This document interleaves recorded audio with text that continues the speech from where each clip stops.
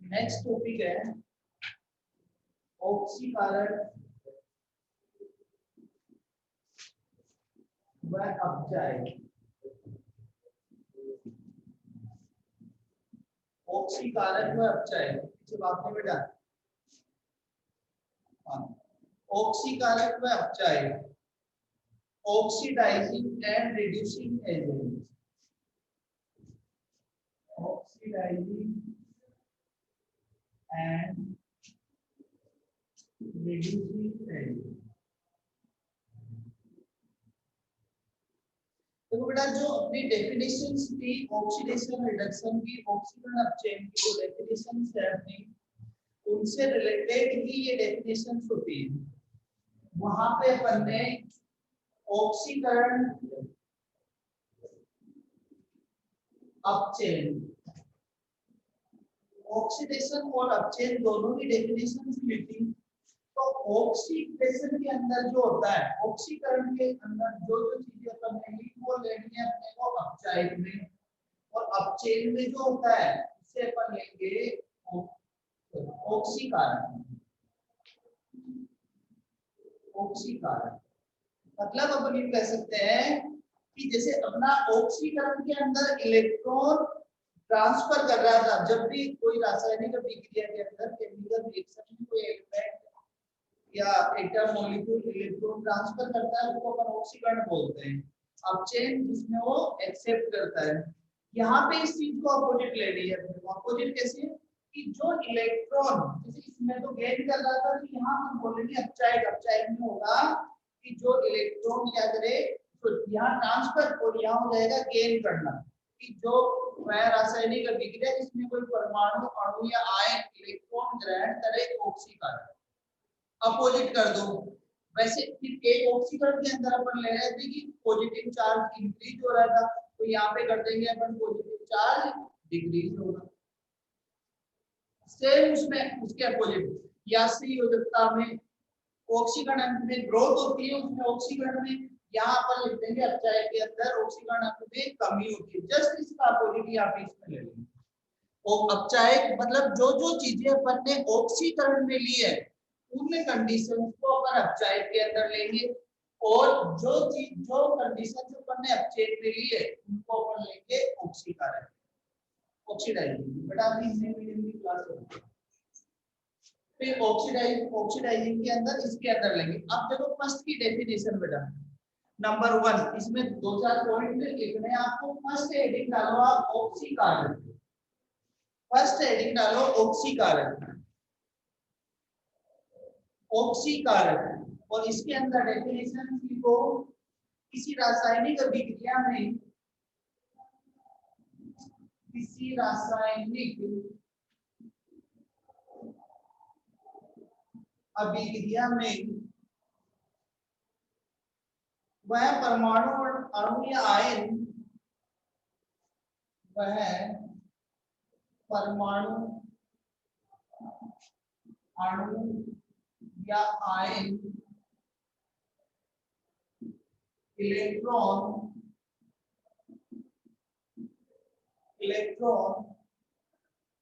Ion electron ग्रहण करता है ऑक्सीकारक कहलाता है, ऑक्सीकारक कहलाता है। वहां पे अपन डेफिनेशन दे रहे थे ऑक्सीकरण के अंदर कि अगर कोई इलेक्ट्रॉन ट्रांसफर करे तो ऑक्सीकरण, यहाँ पे अपोजिट, और इलेक्ट्रॉन गेन करे तो उसको बोल रहे थे अपचायक, अपचयन। अब इसमें अपोजिट कर दो, इलेक्ट्रॉन गेन करे तो ऑक्सीकारक और ट्रांसफर करे तो अपचायक। नेक्स्ट यहाँ पे एक दूसरा और लिख दो, वे पदार्थ जो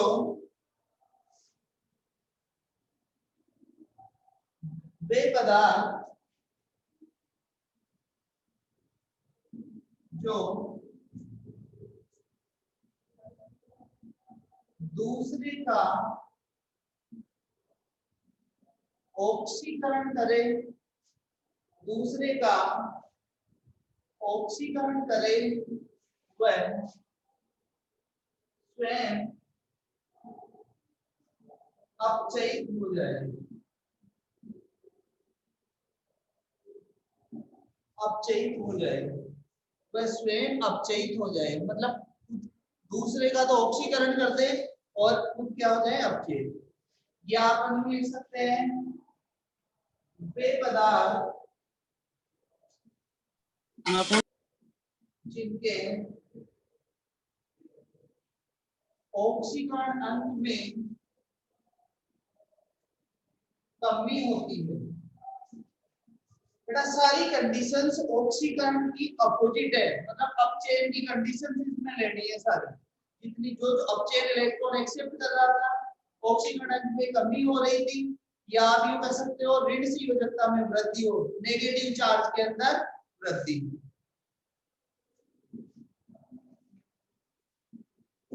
ऋण संयोजकता में वृद्धि सारे अपचायित की गुण है, सभी ये अपचायित के गुण है। या एग्जांपल्स लिखो बेटा जो ऑक्सीकारक की तरह काम करते हैं, आगे विक्रियाओं में इनको एक्सप्लेनेशन होगा। एग्जांपल लिखो आप इसके अंदर, ऑक्सीकारक में K2Cr2O7 ये ऑक्सीकारक की तरह बिहेव करता है, इनकी रिएक्शंस आगे आएगी इसमें। K2Cr2O7 नेक्स्ट है CuSO4 KMnO4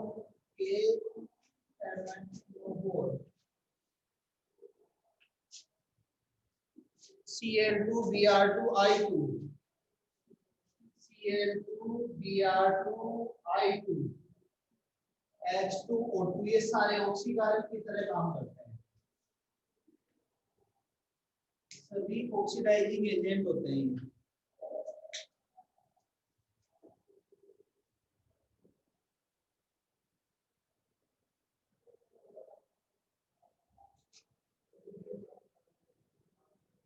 सभी oxidising agent.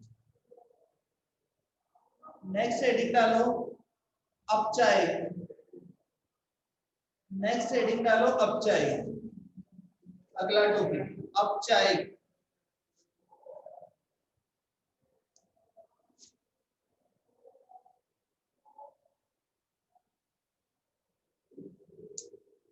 First definition, first line लिखो, किसी रासायनिक अभिक्रिया में वह परमाणु अणु या आयन जो इलेक्ट्रॉन ग्रहण की जगह आ जाएगा, यहाँ पे त्याग करे, ग्रहण करता है वहां पे आप लिख दोगे त्यागता है,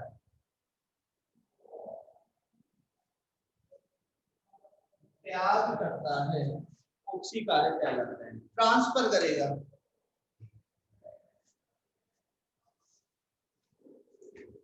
दूसरी लाइन यहाँ पे दूसरे का ऑक्सीकरण था, अपोजिट कर दो इसको, दूसरे का चेन और स्वयं का ऑक्सीकरण।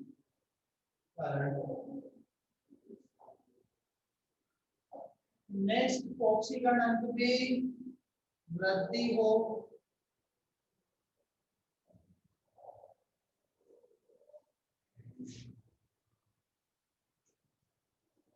ऋण संयोजकता में कमी हो।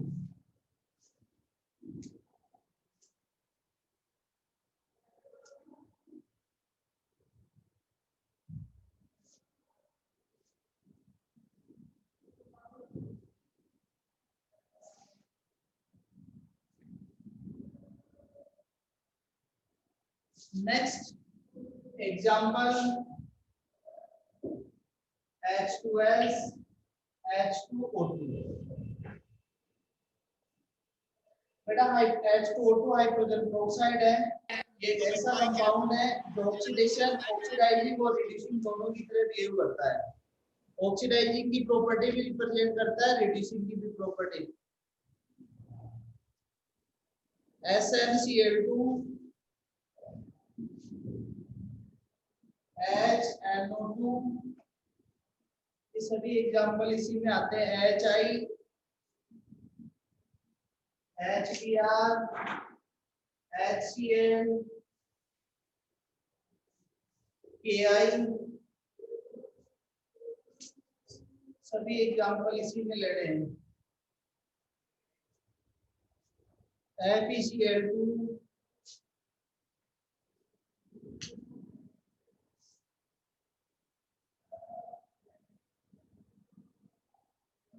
etc.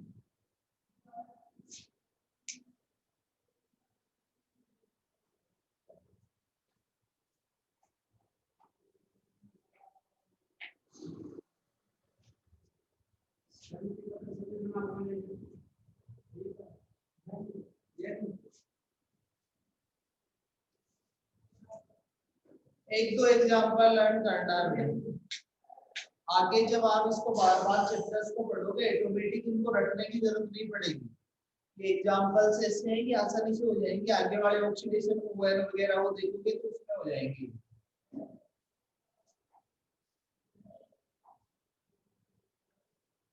नेक्स्ट टॉपिक है ऑक्सीकारक अपचायक पदार्थ। ये बेटा अलग अलग टॉपिक था अभी तक, ऑक्सीडाइजिंग और रिड्यूसिंग का। अब है ऑक्सीकारक अपचायक पदार्थ, मतलब दोनों कुछ ऐसे पदार्थ होते हैं जो दोनों की तरह बिहेव करते हैं। ऑक्सीकारक अपचायक पदार्थ ऐसे पदार्थ जो ऑक्सीकारक की तरह भी बिहेव करे और अपचायक की तरह भी बिहेव करे, वो कहलाते हैं ऑक्सीकारक अपचायक पदार्थ। जैसे मैंने अभी H2O2 बोला, H2O2 दोनों की तरह बिहेव करता है।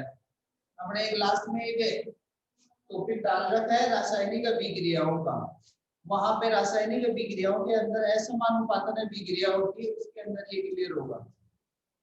परिभाषा लिखो इसकी, वे पदार्थ जो ऑक्सीकारक व अपचायक, वे पदार्थ जो ऑक्सीकारक व अपचायक दोनों के रूप में कार्य करते हैं,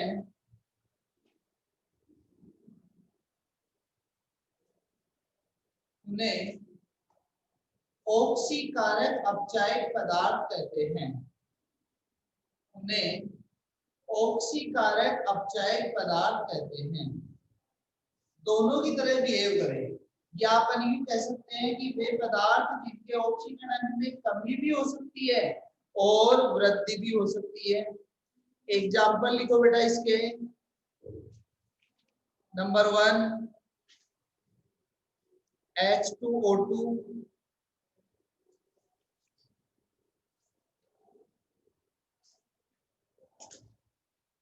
number 1 H2O2, number 2 SO2, H2O2, SO2, HNO2,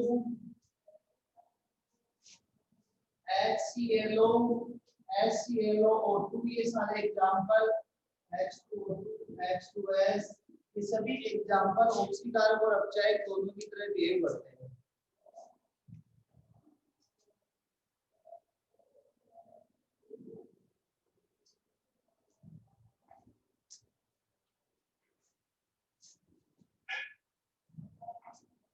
okay, अब है नेक्स्ट पॉइंट जो इंपॉर्टेंस रखता है अपना, अगला टॉपिक हेडिंग डालो ऑक्सीडेशन नंबर, ऑक्सीकरण अंग। इसको ढंग से समझना है, बाकी तो ये रखने की चीजें थी। तो समझने का टॉपिक है वो है ऑक्सीकरण अंग। ऑक्सीकरण अंग, ऑक्सीडेशन नंबर, ऑक्सीडेशन नंबर, इसे अपन शॉर्ट में OL भी बोलते हैं, OL, ऑक्सीकरण अंग। इस टॉपिक को ढंग से पढ़ना है बेटा। अब इसमें देखो ऑक्सीकरण, सबसे पहले अपन बात करते हैं परिभाषा की। पहले बेटा सभी आप सिस्टमेटिक इसकी डेफिनेशन लिखो, डेफिनेशन को फिर मैं एक्सप्लेन करूंगा, आपको समझाऊंगा। देखिए आप किसी यौगिक या अणु में, किसी यौगिक या अणु में कंपाउंड या एटम में उपस्थित किसी परमाणु पर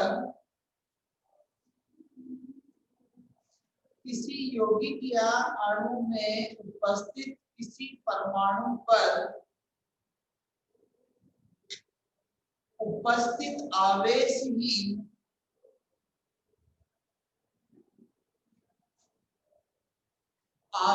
ही उसका ऑक्सीकरण अंग कहलाता है।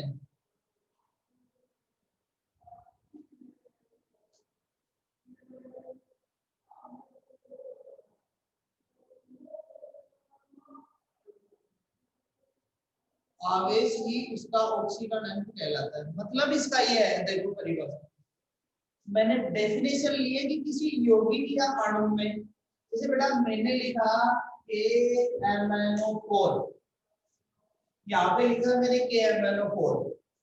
अब कुछ एलिमेंट, कुछ एटम वैसे होते हैं जिनका फिक्स चार्ज होता है, अभी मैं रूल्स लिखवाऊंगा उसके अंदर ये चीज क्लियर करेंगे। और कुछ ऐसे होते हैं जिन पे निकालना होता है, जैसे इस Mn का अपने को चार्ज निकालना है, तो Mn का चार्ज कब निकालेंगे, जब ऑक्सीजन और K को मैं हटाऊंगा तो Mn पे चार्ज आएगा, और वो जितना चार्ज होगा वही उसका ऑक्सीकरण अंग होगा। जैसे मैंने लिखा CO3 2-, इसका मतलब इसके ऊपर चार्ज क्या आया, -2, तो -2 आते ही इसका ऑक्सीकरण अंग क्या हो गया, -2। अगर मैंने लिखा NH4+, इसका मतलब इस पे प्लस आया तो चार्ज हो गया प्लस, मतलब या तो डायरेक्ट आपको चार्ज दिखे, पहली कंडीशन, किसी भी आयनिक कंडीशन यानी अणु आयन में अगर चार्ज आपको डायरेक्ट नजर आ रहा हो उसका ऑक्सीकरण अंग होता है। और अगर डायरेक्ट नजर नहीं आ रहा हो, जैसे कंपाउंड दे दिया, तो कंपाउंड बेटा अपन जब भी मैंने लिखा NaCl, हमेशा जब कंपाउंड का फॉर्मेशन होता है, यौगिक का फॉर्मेशन होता है, तो उसका चार्ज इक्वल होता है, जितना प्लस होता है उतना ही माइनस होता है। अब बेटा इसको देखो, Na पे हमेशा +1 होता है, तो Cl पे -1 हो गया, दोनों को अलग अलग करो, मतलब अपन कह सकते हैं कि कंपाउंड स्टेबल तभी होगा जब प्लस माइनस इक्वल हो उसका। तो यहाँ पे ये Na+Cl-, तो जो अदर आयनों को हटाने के बाद में जो चार्ज महसूस करे या किसी के ऊपर डायरेक्ट चार्ज आए, मैंने लिखा OH-, इसका मतलब इसके ऊपर माइनस चार्ज है, इसका ऑक्सीडेशन नंबर -1 होगा। मैंने लिखा Na+, इसका मतलब इसका Na पे प्लस चार्ज है, तो इसका ऑक्सीडेशन नंबर +1 हो गया, OH नंबर +1 हो गया।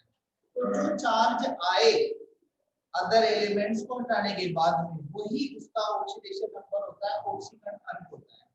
तो किसी यौगिक या अणु में उपस्थित किसी परमाणु पर, भाई ये यौगिक है पूरा, इसके अंदर ये एक परमाणु है, मान लो मैंने Mn की बात की, मैं K की बात करूं, तो इस K के ऊपर कितना चार्ज आएगा वही उसका ऑक्सीकरण अंग होगा। अब ये K के ऊपर चार्ज कितना हो वो अपन आगे रूल्स के अंदर, डेफिनेशन समझ में आ गई क्या,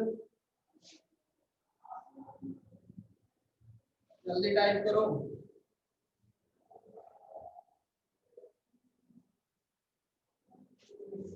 ठीक है, अब देखो बेटा रूल पढ़ने से पहले एक अपने देखो 3 टाइप के बॉन्ड होते हैं, जनरली अपन 3 टाइप के बंधों की बात करते हैं नियम पढ़ने के लिए, ऑक्सीकरण पढ़ने से पहले। पहला बॉन्ड होता है आयनिक, दूसरा बॉन्ड होता है अपना सहसंयोजक, और तीसरा बॉन्ड होता है उपसहसंयोजक, जिसे बोलते हैं आयनिक कोऑर्डिनेशन, और ये कोऑर्डिनेशन है, ये कोवैलेंट। 3 टाइप के बॉन्ड होते हैं। जब अपन आयनिक बॉन्ड की बात करें, ये तीनों चीज आप याद रखना, आयनिक बॉन्ड की बात करें तो बेटा जो लेन देन होती है जितनी, वही उसका ऑक्सीडेशन नंबर होता है। मतलब जैसे मैंने NaCl एग्जांपल लिया, Na के आउटर सेल में 281 होता है और Cl के आउटर सेल में 287 होता है। ये अपना स्तर पूर्ण करने के लिए एक इलेक्ट्रॉन इसको देते हैं और Cl लेता है, तो एक दे रहा है, इसका मतलब कितनी लेन देन हुई, 1 की, जो दे रहा है उसके +1 और जो ले रहा है उसके -1। तो आयनिक बॉन्डों में जितनी लेन देन होती है एटम्स के बीच में, वही उसका ऑक्सीकरण अंग होता है। दूसरी बात, सहसंयोजन साझा होता है, तो सहसंयोजन दो प्रकार के होते हैं बेटा। सहसंयोजन में दो प्रकार के होते हैं, एक होता है अध्रुवीय और एक होता है ध्रुवीय। दो टाइप के बॉन्ड होते हैं। अध्रुवीय का मतलब जब दो समान विद्युत वाले परमाणुओं के बीच में बॉन्ड बना हुआ हो, ये अध्रुवीय। और एक HBr, जब दो असमान परमाणु, ये तो समान है, अध्रुवीय में ये असमान, तो समान वाले अगर समान परमाणु के मध्य सहसंयोजक बंध उपस्थित हो तो उसका ON नंबर 0 होता है। दूसरी बात, अगर दो असमान के बीच में हो तो जिसकी विद्युत ऋणता कम होती है उस पे प्लस आता है, जिसकी अधिक होती है उस पे माइनस आता है। तो प्लस वाले का +1 और माइनस वाले का माइनस।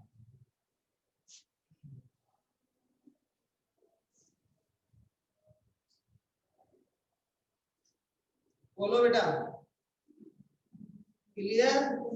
थर्ड देखो, उपसहसंयोजक। उपसहसंयोजक में हमेशा क्या होता है, दो परमाणुओं के मध्य साझा तो होता है लेकिन देने वाला एक ही होता है। कैसे? एक NH4+ के एग्जांपल से अपन इसको एक्सप्लेन कर रहे हैं। नाइट्रोजन क्या में 3 बॉन्ड तो बड़े होते हैं बेटा, कोऑर्डिनेशन, और एक बॉन्ड या 3 के निशान द्वारा NH4+ द्वारा दर्शाया जाता है। क्यों? क्योंकि हाइड्रोजन हाइड्रोजन के प्लस होने की वजह से इलेक्ट्रॉन त्याग चुका है, इसके पास इलेक्ट्रॉन नहीं है। लेकिन नाइट्रोजन के बाइटम में 5 होते हैं, तो 1 2 3 3 तो बना लेता है सहसंयोजक हाइड्रोजन के साथ। और एक जो 2 इलेक्ट्रॉन होते हैं वो यहाँ पे बंद की फॉर्म में होते हैं, जिसको इस एरो के निशान द्वारा इस बॉन्ड को दर्शाते हैं, होता है सहसंयोजक 2 इलेक्ट्रॉन। मतलब यहाँ बॉन्ड तो बनता है दो परमाणुओं के बीच में उनसे सहसंयोजक, लेकिन देने वाला एक ही परमाणु होता है, इलेक्ट्रॉन देने वाला एक ही होता है। इस वजह से इसको बोलते हैं उपसहसंयोजक। तो उपसहसंयोजक में बेटा जो 2 इलेक्ट्रॉन देने वाला होता है उसमें आता है +2 और जो लेने वाला होता है उसमें आता है -। क्लियर बात? बताओ, 3 टाइप के सर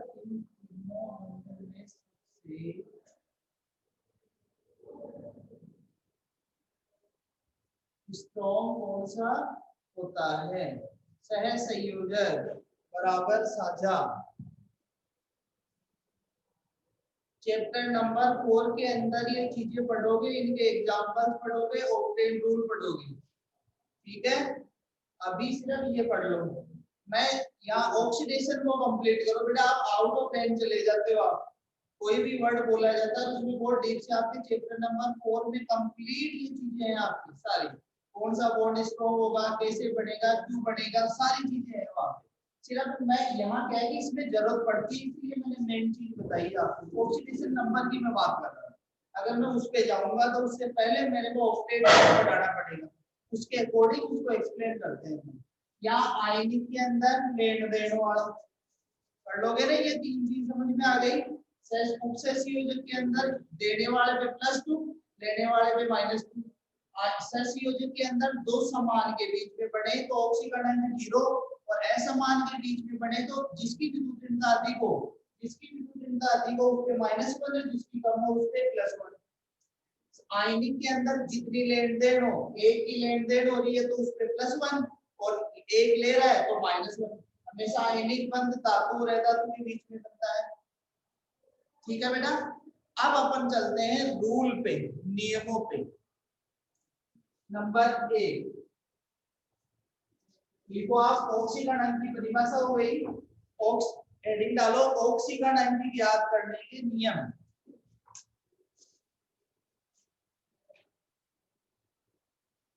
नियम rule number 1, first rule. 1 number की बात करते हैं। देखो फर्स्ट रूल ये कहता है कि फर्स्ट एवरेज पीरियोडिक टेबल की जरूरत पड़ेगी। फर्स्ट ए होता है बेटा वर्ग पहला, फर्स्ट ए वर्ग के तत्वों का ON प्लस 1 होता है।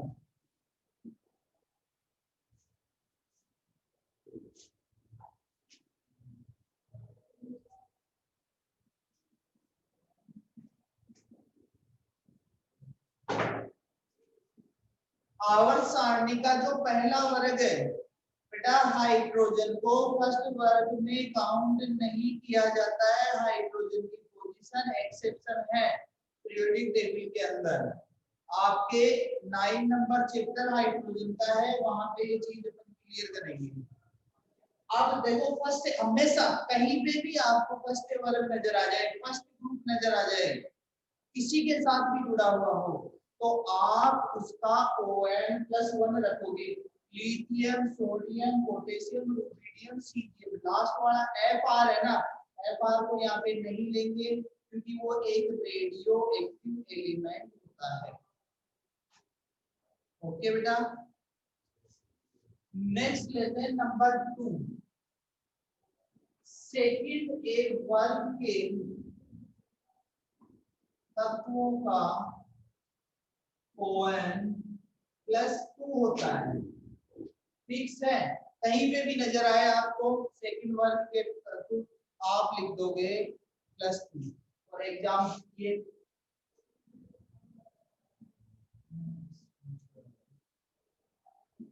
RA नहीं लोगे, इसके अंदर RA इसलिए नहीं लिया जाएगा क्योंकि RA भी रेडियो एक्टिव एलिमेंट होता है।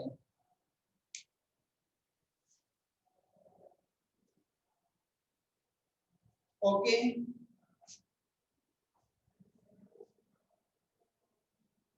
नंबर 3, तत्वों में प्रत्येक परमाणु का ON 0 होता है।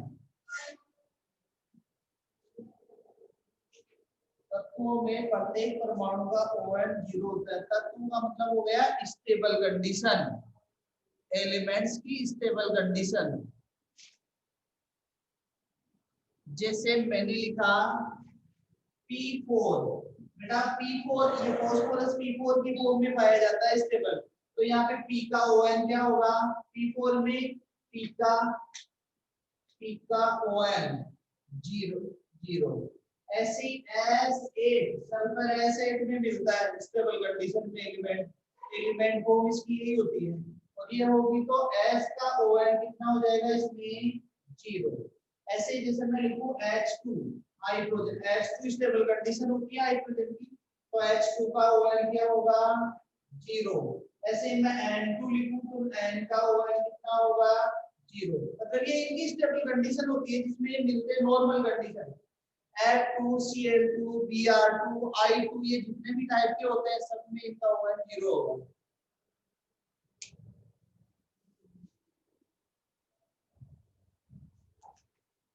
क्लियर?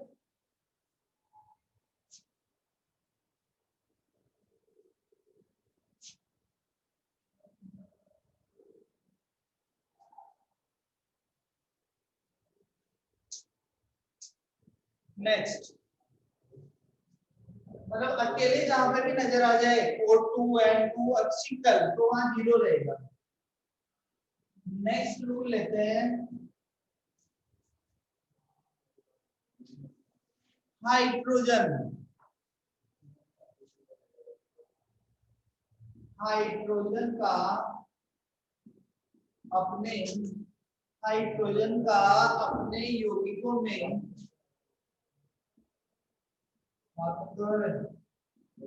हाइड्रोजन का अपने यौगिकों में ON प्लस 1 होता है। प्लस 1 यौगिक के अंदर, एग्जाम्पल जैसे HCl, HBr, HI, ये सारे जितने भी टाइप के NH3 सब में क्या होगा इनका +1। कंपाउंड्स के अंदर +1 रखोगे आप, हाइड्रोजन का कंपाउंड में ऑक्सीडेशन नंबर +1 रखोगे। अब यहाँ बेटा इसमें एक्सेप्शन लिखो अपवाद। हाइड्रोजन का सामान्यतः तो +1 होगा, लेकिन कुछ कंडीशंस ऐसी होती है जहां पे चेंज होता है। फॉर एग्जांपल फर्स्ट तो हो गया H2। H2 जहां पे सिंगल दिख जाए आपको, कहीं पे भी किसी और के साथ अटैच नहीं हो, जैसे बेटा आप लिखो H2SO4, तो इसका मतलब यहाँ तो आप ये कंपाउंड हो गया, यौगिक हो गया, तो यहाँ +1 रखोगे। लेकिन अकेला सिंगल जहां पे कुछ भी नहीं जुड़ा हुआ हो इससे, तो उसका उसमें हाइड्रोजन का ऑक्सीकरण जीरो होगा। ठीक है। एक होता है बेटा हाइड्राइड, नंबर 2 हाइड्राइड में इम्पोर्टेंट है पॉइंट, हाइड्राइड में हाइड्रोजन का ON -1 होता है। मतलब एक जगह ऐसी आती है जहां हाइड्रोजन का ऑक्सीकरण चेंज होता है, उसे अपन बोलते हैं हाइड्राइड। और हाइड्राइड बेटा जो S ग्रुप के एलिमेंट्स होते हैं उनसे अटैच होकर ये बनाते हैं।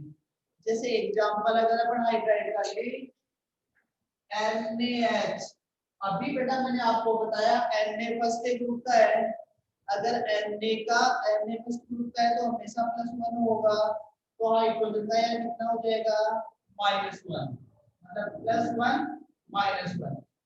जैसे मैंने लिखा MgH2, अब आप देखो एक MgH2 के अंदर एक Mg से कितने जुड़ता है, +2 होगा, तो दोनों हाइड्रोजन का कितना हो जाएगा, या एक हाइड्रोजन का -1, तो दो हाइड्रोजन का कितना हो जाएगा -2।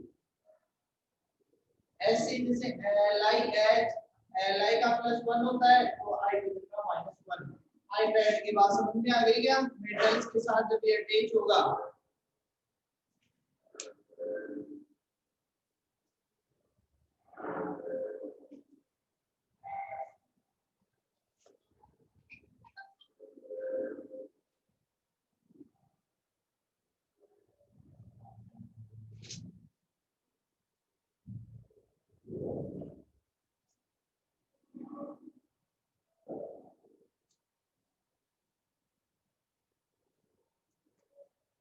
ओके,